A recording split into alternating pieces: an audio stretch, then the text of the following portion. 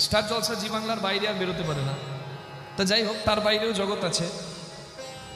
দেখবেন হিন্দিতে সোনি চ্যানেলে একটা সিঙ্গিং রিয়ালিটি শো হচ্ছে, একটা গানের প্রতিযোগিতা, যার নাম হচ্ছে সুপারস্টার সিঙ্গার জুনিয়র।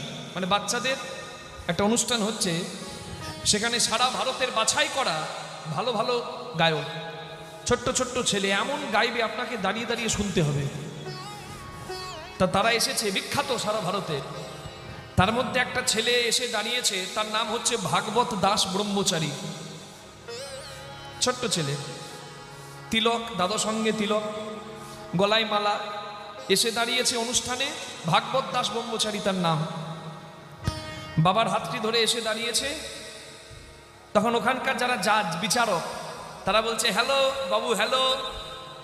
ছেলেটা বলছে হাই হ্যালো ছাড়ো, হরে কৃষ্ণ বলো, নিতাই গৌর হরি হরি বল। হরি হরি হরি বল।